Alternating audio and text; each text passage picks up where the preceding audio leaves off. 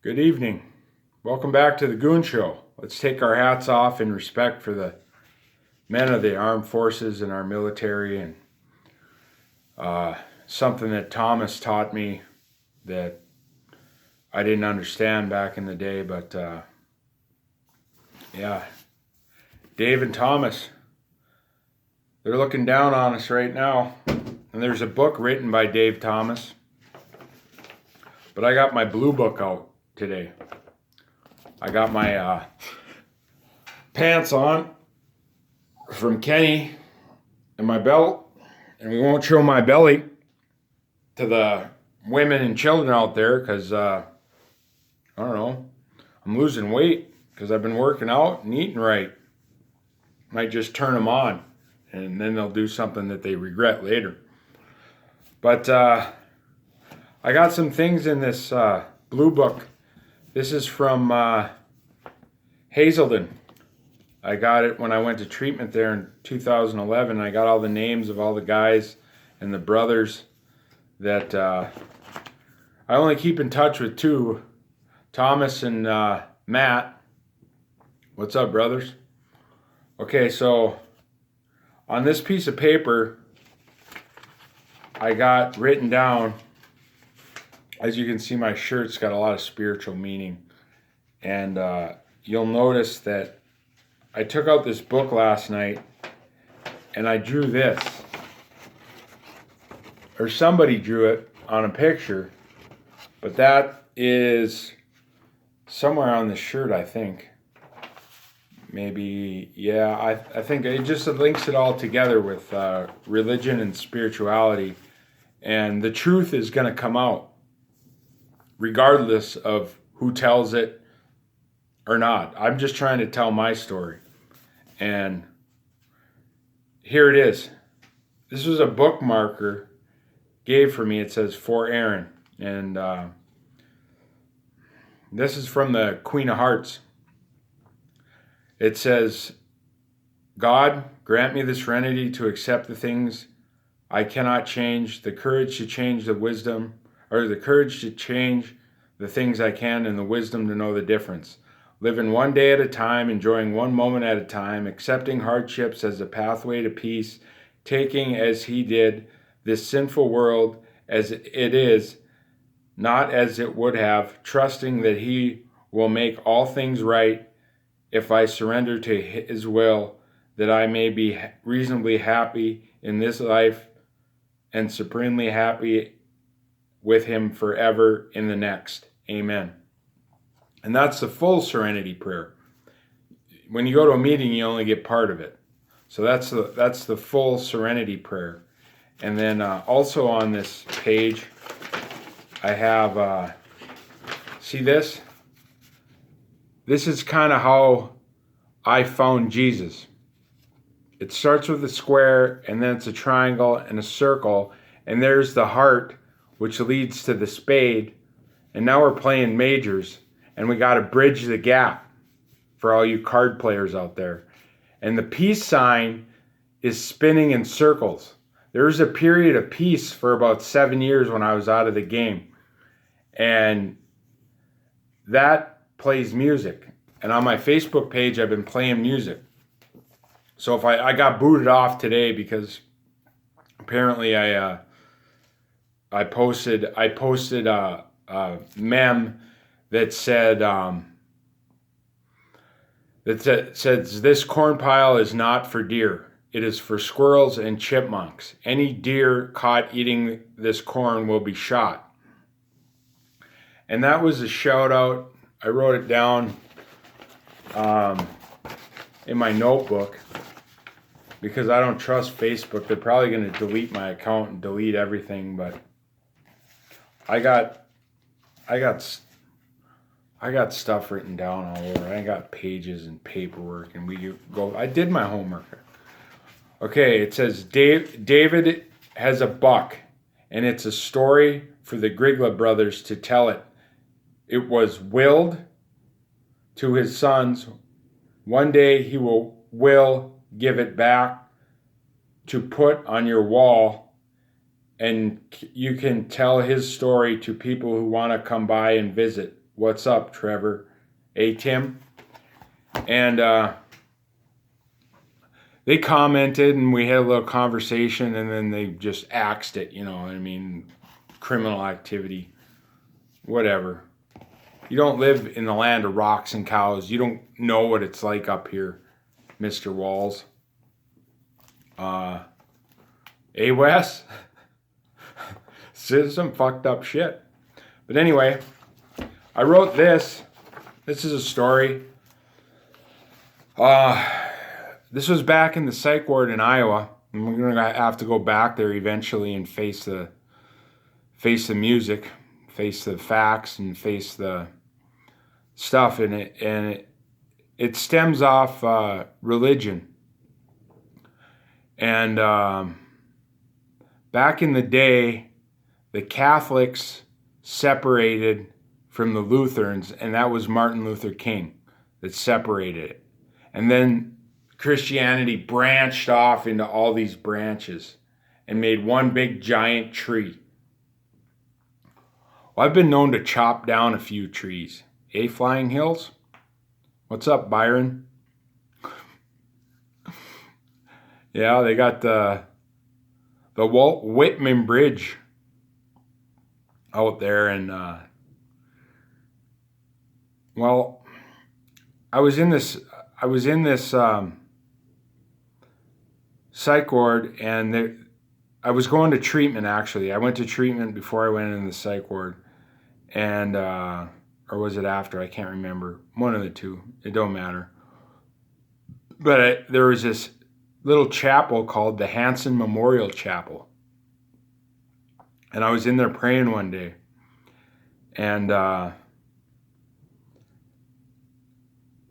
guy came up to me. It was an African American guy, and he said to me, I walked by and I saw you praying in here. And he said, God spoke to me, and he had a message I'm supposed to tell you. He said, if you keep doing the things you're doing, things will work out for you.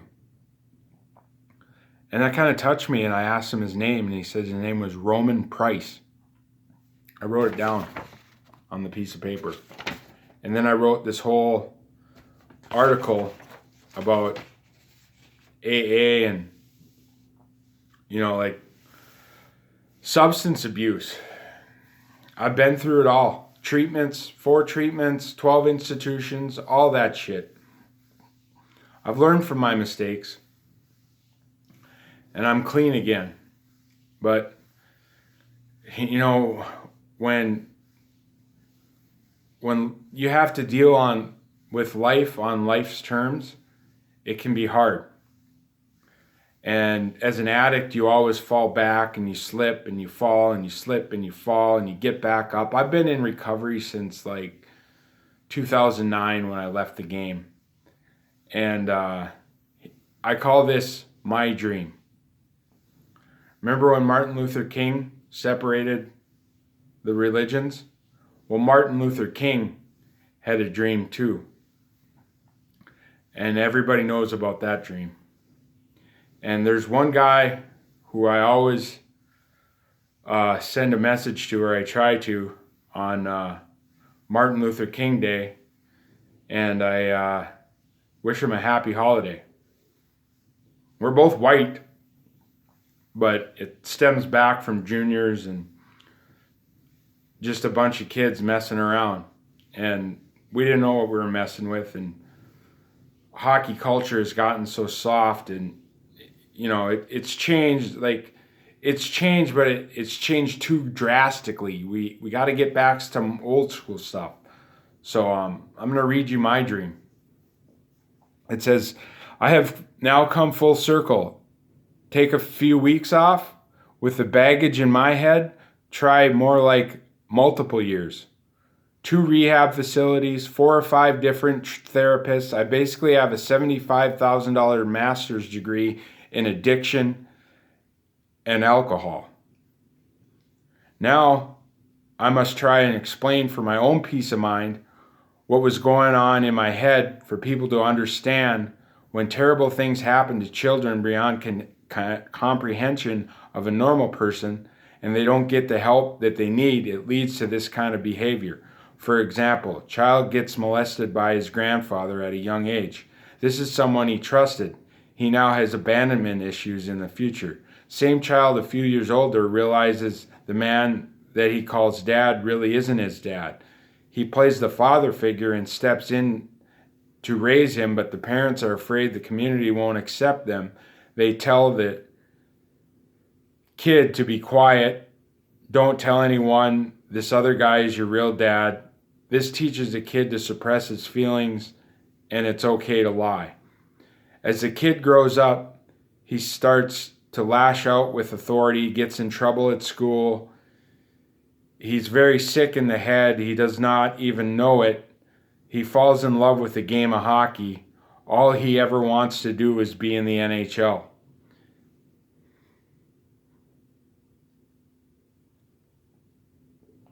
He leans on the game to take him out of that town.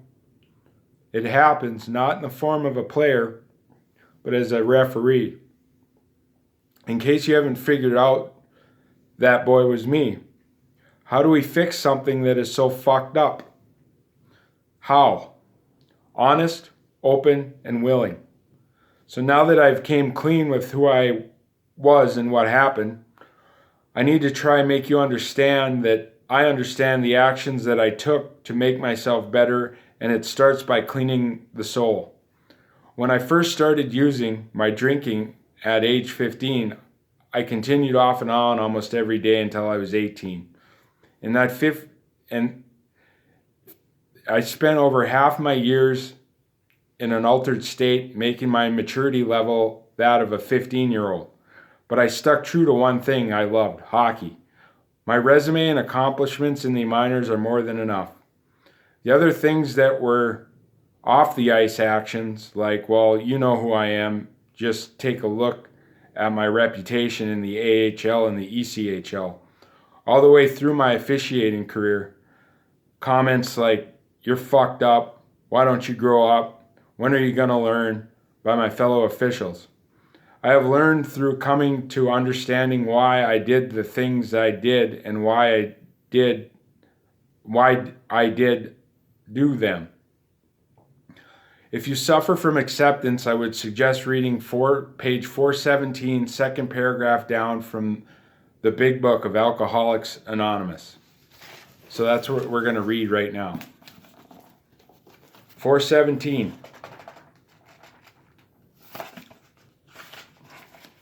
It's highlighted in pink.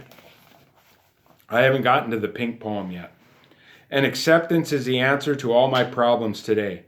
When I am disturbed, it is because I find some person, place, thing, or situation, some fact of my life unacceptable to me. I can find no serenity until I accept that person, place, thing, or situation as being exactly the way it's supposed to be at this moment. Nothing, absolutely nothing happens in God's world by mistake. Until I could accept my alcoholism, I could not stay sober. Unless I accept life completely on life's terms, I cannot be happy. I need to concentrate not so much on what needs to be changed in the world as on what needs to be changed in me and my attitudes. You will find it in there. We just read it. Then turn to page 552 on resentments. So we go to 552.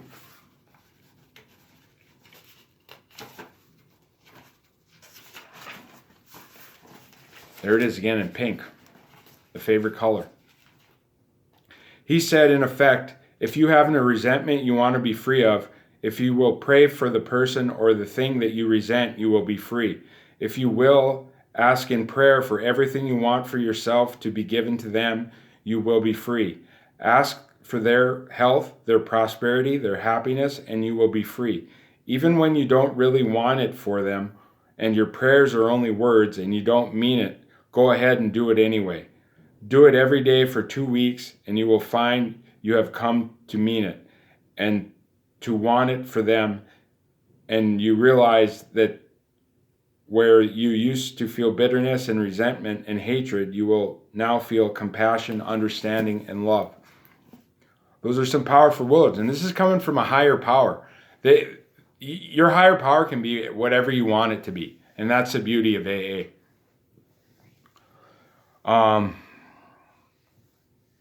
I had to read it over and over and over and over again until it sunk in. I had to realize that I had done, and what had been done to me made me as sick as my grandfather. Someone had probably done it to him. With all the anger over 25 years, there would be a factor, fear of what people knowing the truth, fear of what they would say, fear of what they would think. The underlying factor in anger is fear, and fear leads to anger, and anger leads to resentment. Fear, anger, and resentment leads to drinking and using. At one point in my career, I had spent 1 week living out of my car, just enough money in my pocket and to get gas to Toronto and get home. So when I found out about a lockout and reshuffling of the front office, and I was 15 pounds overweight, I cried in a room in front of the brass of the NHL, and I wanted to crawl into a hole and be left alone. What's wrong, they asked. How can we help? What was I supposed to say?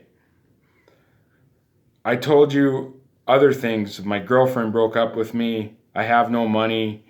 Anything to get out of that room to stop me from crying. The underlying fears that I had, all these worries are called unmanageables. You can't control those things. I will get back to that in a minute. I started drinking at age 15. As I got older with relationships, a girl from high school broke my heart, and I started using drugs and alcohol to deal with the pain, so I could feel numb. You see a pattern that's starting to form? Every time I faced adversity, I would drink and use so I didn't have to deal with it. Finally, at 33 years old, I get it. The light went on in my head. But it actually didn't, because the cycle keeps going. And now I'm 45. I used to be 33, but now I'm 45. It's a numbers game. Players, refs, it don't matter. 552. Your rookie season. 5 and 52. And I'm 4 and 17. I can't even hardly watch an NHL game because I see guys on the ice who have not traveled the roads for years in the minors, gone through the sacrifice, blood, sweat, and tears. The game of politics is why they are there. Who's Canadian? Who's American? Whose relative works in the front office? Who sucks the most dick to get to the top? Guys who have worked years on end without working playoffs. In my heart and knowing my determination, I know I'm not one of those guys. That's what pisses me off. I have no ties to Hockey Canada or USA Hockey. I am simply just me, and I am fine with that. It's the way I want it to be. I come from a small border town with 2,400 people, 3 arenas, and a heart full of pride. Supervisors told me things like, "We got big plans for you." They said, "You're better than half the linesmen on staff. Be patient, okay?" I always agreed and never said anything else. I'm done being quiet. Why do I do this now? So it doesn't happen to somebody else. So if someone else is alone and on the road and they have no one to turn to, read this and know that they are not alone. Deep down in my soul, I would just love one more chance to show the world who I really am above all the rest. To be an inspiration to those who have been in a situation like me, to come full circle and be the man I want to be. How would I go at it? The answer is above, honest, opening, and willing. If nothing happens, at least I have gotten it off my chest so I can move on and live my life like the rest. I drink and use to a point where I'm a completely different person. I was consumed by hate, anger, destruction, chaos, destructive, deceitful, greedy, womanizing, self-centered, racist, character defects, mean-spirited, manipulative, cunning, jealousy, insane, drunk prick who had to go through this stuff to be heartfelt honest with you. I have went through the last 4 years of my life in a spiritual warfare against myself. I have turned it all over to God. I will not go back to the dark place I was at. I've been experiencing turning my life and my problems over to the Lord. He has given me back things money can't buy. prosperity, hope, courage, strength, patience, faith, love, compassion, willingness, unity, honesty, gratitude, etc.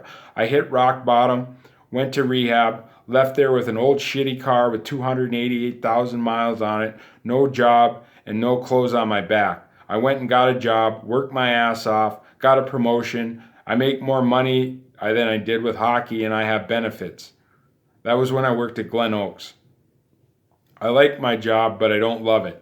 I keep thinking of the greatest linesman in the NHL. I don't even have to say his name because everybody knows this. Find a job you love and you will never have to work another day in your life. Now I look back at this dream I once had. I sit here 33. I hear people say, go back and do it again. This time do it different. Then I hear the words of others. You are too old. You have burned too many bridges. You are not in shape. With that, I think of the true meaning of the Serenity Prayer. God, grant me the serenity to accept the things I cannot change, the courage to change the things I can, and the wisdom to know the difference. This prayer is said over and over again, but until you know the true meaning, you will not have harmony in your life. Serenity, other people's actions, other people's words, other people's behavior, other people's usage. Courage, my action, my behavior, my words, my usage. Wisdom, just knowing at the moment they come up and the difference between the two. Future dreamers, listen to the prayer close. It will help you clear your mind for big games down the road. More importantly, it will help you in life and grant you harmony with others. Amen. That's a little bit about my story. I got more. There's other books to read. This is another blue book I have. NA. Narcotics Anonymous.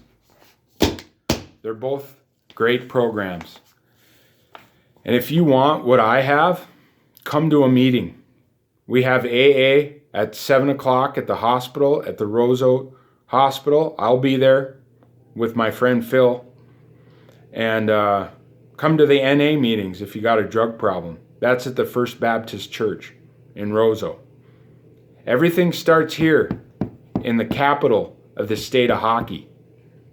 Those people over in Hockey Town? No.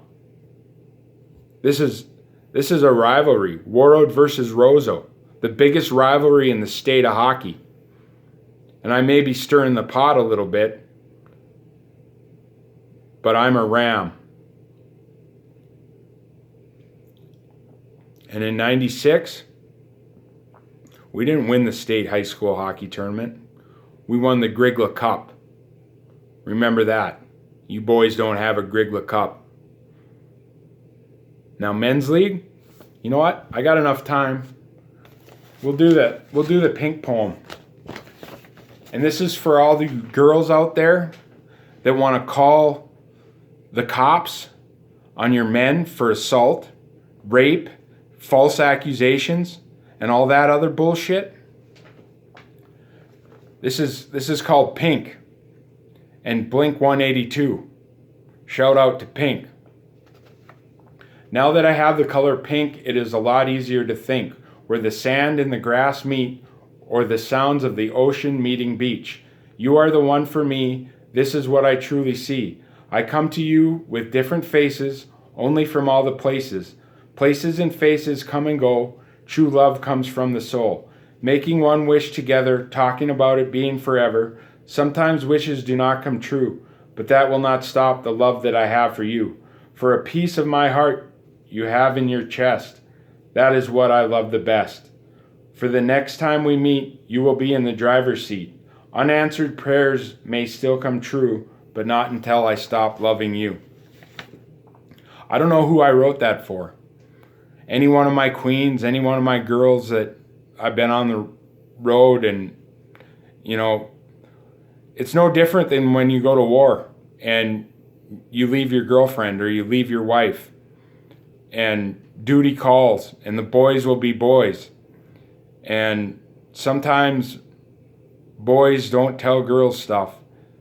And sometimes girls don't tell boys stuff. But if you stay truthful and stay truthful to God's laws everything's going to work out. And that's my sermon for today. It's Wednesday.